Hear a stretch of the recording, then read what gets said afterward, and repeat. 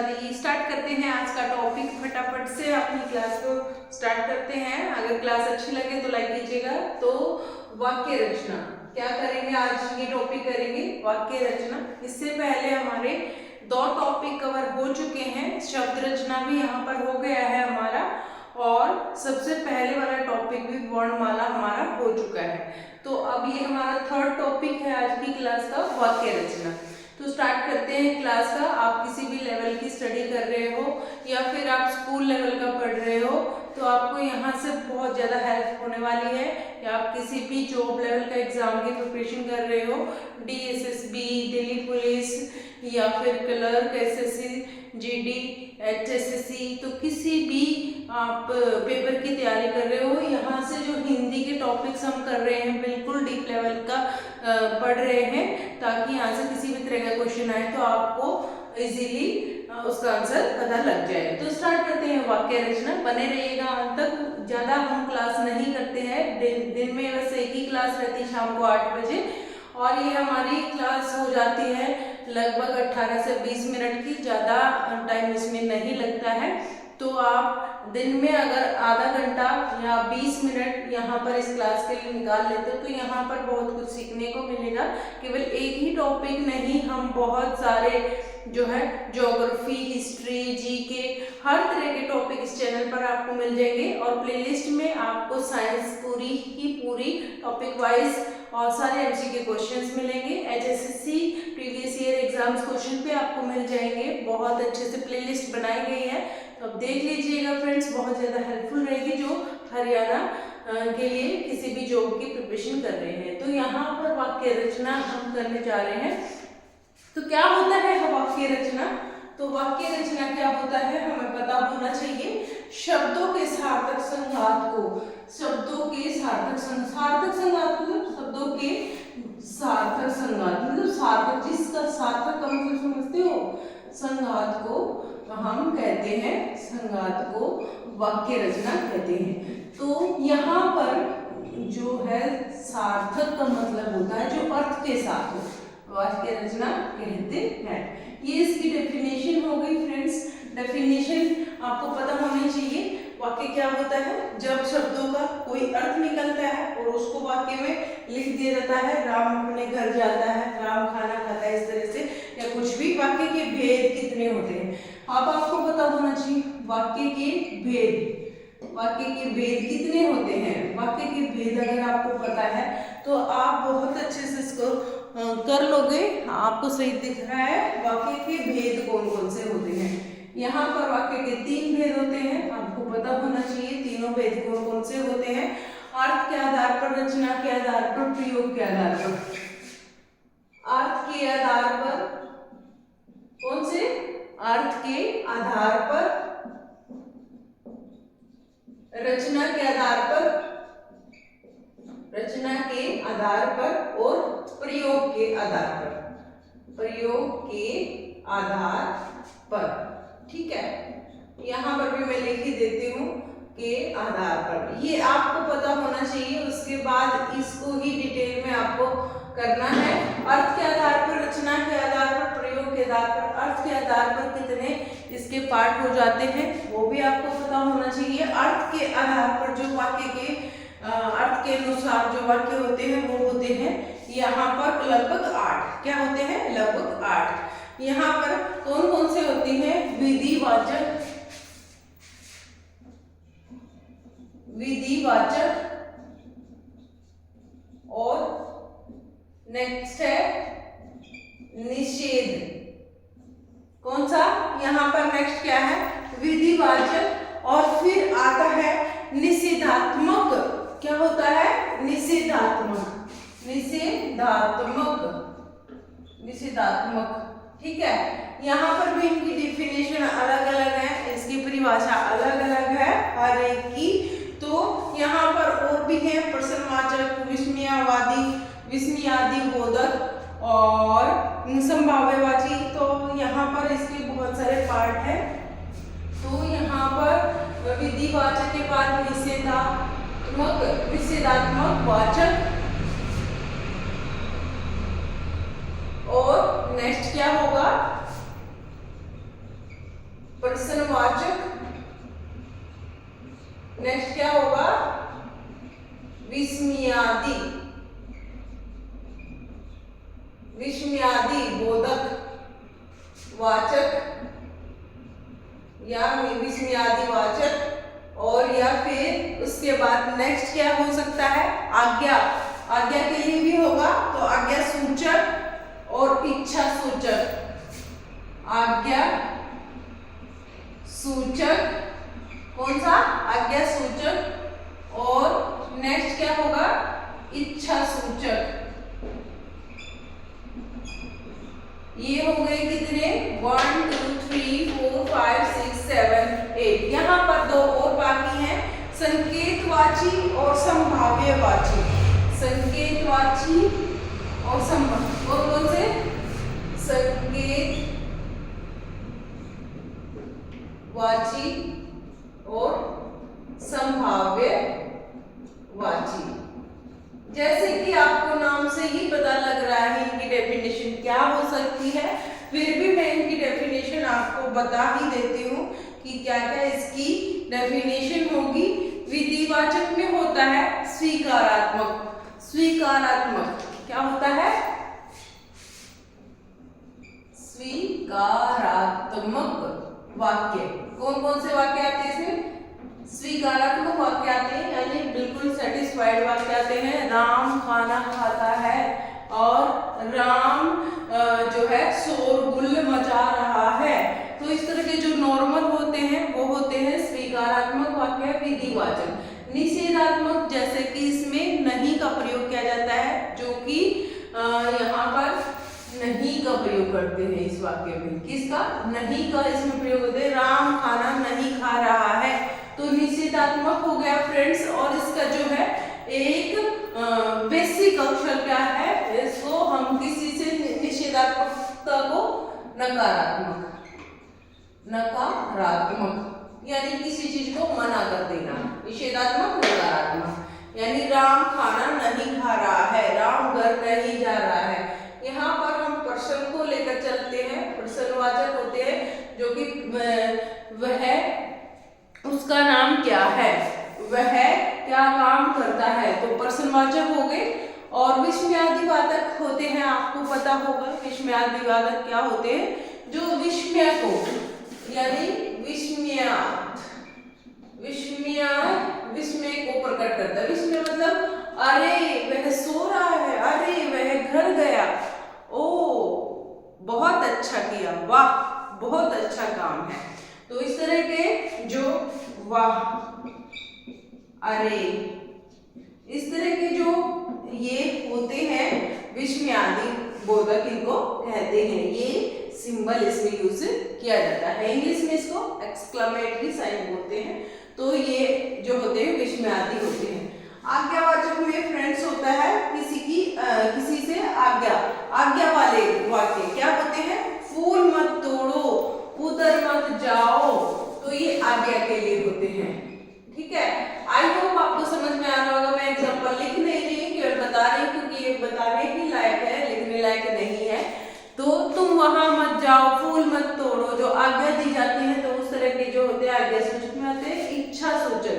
इच्छा सूचक में कौन से वाक्य आते हैं फ्रेंड्स? इच्छा सूचक का आपको पता होना चाहिए। भगवान, किसी चीज से इच्छा कर देना, जैसे इच्छा में क्या आ जाएगा? भगवान करे आप सभी बड़े अफसर बनो, तो इच्छा हो गई। भगवान करे आप सभी बड़े अफसर बनो, तो इच्छा सूचक। संकेतवाची और संभाव्यवाची क्या होते हैं फ्रेंड्स? इनका भी आपको पता होना चाहिए। संकेतवाची होते हैं जो निर्भरता करते हैं, यह कथन दूसरे कथन पर निर्भर करता है। यानी इस तरह का वाक्य होता है एक, अगर तुम मुझे घर बुलाते, ठीक है, अगर तुम मुझे घर बुलाते तो मैं जरूर आता। तो ये उदाहरण किसका है? ये है हमारा संकेतवाची का उदाहरण। अगर तुम मुझे घर बुलाते तो मैं जरूर आता, यहाँ पर आएगा संकेतवाची। तो कोई प्रॉपर इसका जो है डेफिनेशन नहीं है, फिर भी यह संकेतवाचक होता है। अगर तुम मुझे घर बुलाते तो मैं जरूर आता। संभाव्यवाची, किसी चीज की संभावना कर देना। संभावना मीन्स आज सकता है आज वह घर आए, हो सकता है आज बारिश हो, तो संभावनावाची।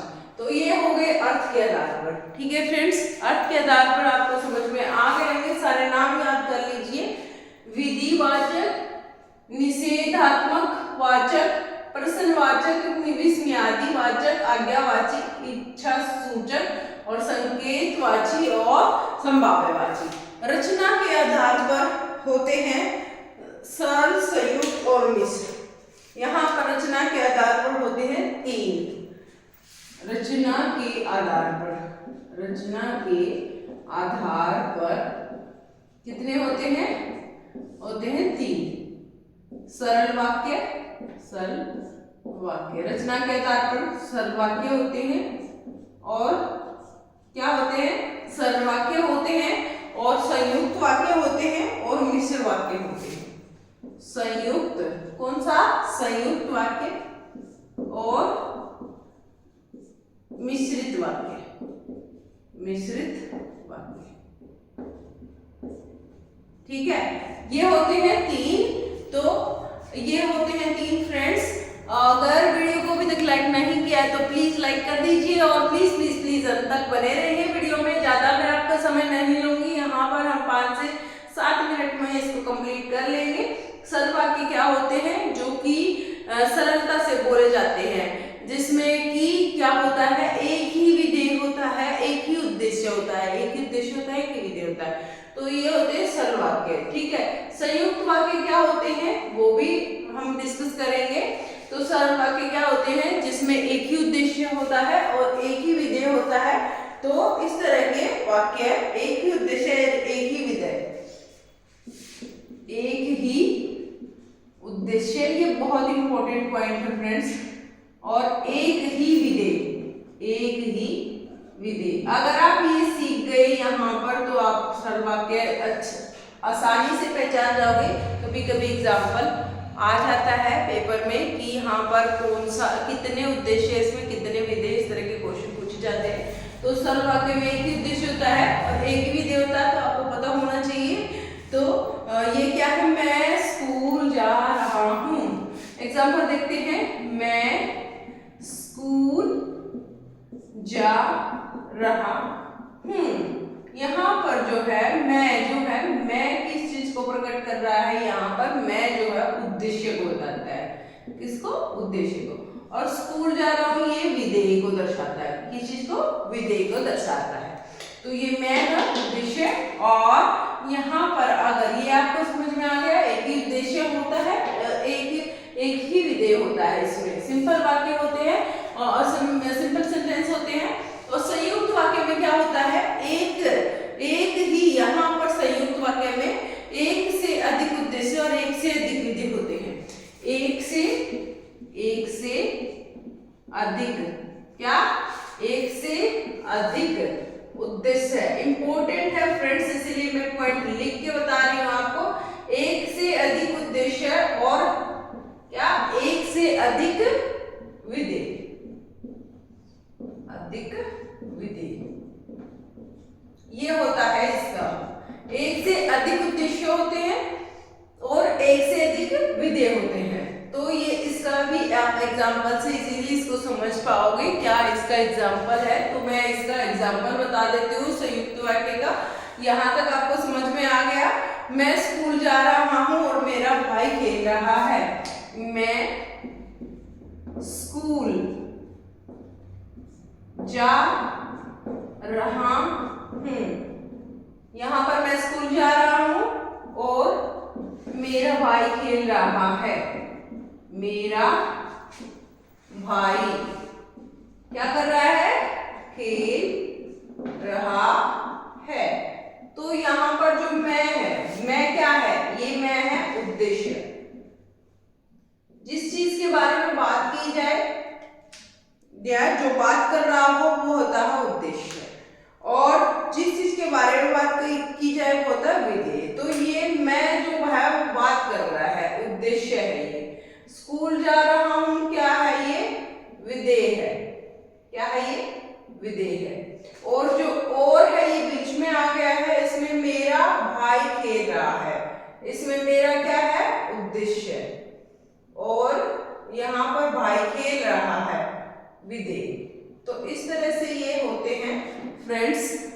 संयुक्त वाक्य क्या होते हैं ये संयुक्त वाक्य होते हैं। तो यहाँ पर आपको समझ में आया होगा, मैं है उद्देश्य, स्कूल जा रहा हूँ, और जो है मेरा भाई, कौन, मेरा भाई, ये हो गया इसका उद्देश्य, मेरा भाई खेल रहा है। तो ये हो गए हमारे संयुक्त वाक्य। और अगर मिश्रित वाक्य की बात करें तो मिश्रित वाक्य में क्या होता है, मिश्रित वाक्य में एक ही उद्देश्य होता है, इसमें बस एक ही उद्देश्य होता है, एक उद्देश्य और एक उद्देश्य होता है और एक से अधिक विधेय होते हैं। एक से अधिक, कितने, एक से अधिक विधेय होते हैं, ठीक है फ्रेंड्स। तो आपको समझ में आया, यहाँ पर एक उद्देश्य होता है और एक से अधिक विधेय होते हैं। आपको यहाँ पर ये डिफरेंस पक्का याद हो जाना चाहिए कि सरल वाक्य में एक उद्देश्य होता है और एक विधेय होता है, और संयुक्त वाक्य में एक से अधिक उद्देश्य होते हैं और एक से अधिक विधेय होते हैं, और यहाँ पर मिश्रित वाक्य में एक उद्देश्य होता है और एक से अधिक विधेय होते हैं। ये आपको बिल्कुल अच्छे से याद हो जाना चाहिए। जैसे ही यहाँ पर हम आंसर इसका जो है एग्जाम्पल लिख लेते हैं। क्या है इसका एग्जाम्पल, जैसे ही बारिश हुई मेंढक बोलने लगे। क्या हुआ, जैसे ही बारिश हुई, बरसात हुई, मेंढक बोलने लगे। क्या बोलने लगे, मेंढक बोलने लगे। तो आपको ये बिल्कुल अच्छे से क्लियर होना चाहिए कि किस चीज के बारे में बात कर रहे हैं। जैसे ही बारिश हुई, कौन बोलने लगे, मेंढक बोलने लगे। तो मेंढक क्या हो गया, इसका उद्देश्य। क्या हो गया, मेंढक उद्देश्य हो गया। तो ये उद्देश्य हो गया, एक ही उद्देश्य है। और जैसे ही बरसात हुई, मेंढक बोलने लगी। तो यहाँ पर हमारे ये हो गए विधेय। क्या हो गए, जैसे ही बारिश होने लगी तो मेंढक बोलने लगी। ये भी विधेय में आएगा और ये भी विधेय में आएगा, ठीक है। आपको इन चीजों का डिफरेंस अगर पता लग गया होगा तो आप अर्थ के आधार पर भी समझ गए होंगे, रचना के आधार पर जो होते हैं वाक्य के भेद, ये भी आपको समझ में आ गए होंगे। आई होप ये आपको टॉपिक यहाँ तक क्लियर हो गया होगा प्रयोग के आधार पर। अब बस हमारा प्रयोग के आधार पर रहता है, ये हमारा यहाँ तक कवर हो गया है फ्रेंड्स। आई होप आज की क्लास के लिए इतना इनफ होगा, क्योंकि हमारी क्लास ऐसे ही इतने ही मिनट की रहती है, 20 मिनट से ज़्यादा हम नहीं पढ़ते हैं। तो यहाँ पर इतना कवर हो गया है, कल इसको प्रयोग के आधार पर भी कंप्लीट कर लेंगे। तो कल की छोटी सी क्लास रहेगी, क्योंकि प्रयोग के आधार पर इसके भी 3 ही भेद हैं, कृतवाचक, क्रमवाचक। तो इस तरह के इसके 3 भेद हैं, तो वो भी भाववाचक। 3 तरह के भेद हैं इसके प्रयोग के आधार पर। तो ये भी हम कर लेंगे फटाफट से, कल छोटी सी क्लास रहेगी इसके लिए। Thank you so much. Please video को लाइक कर दीजिए, शेयर कर दीजिए, कमेंट जरूर से जरूर किया करें। आप थोड़ा मोटिवेशन मिलता है, लाइक नहीं करते हो आप, प्लीज लाइक कर दीजिए करें। Bye bye, take care, keep smile. फिर मिलते हैं नेक्स्ट वीडियो में, तब तक के लिए आप हंसते रहें, मुस्कुराते रहें, ख्याल रखें अपना। Bye bye friends, good night.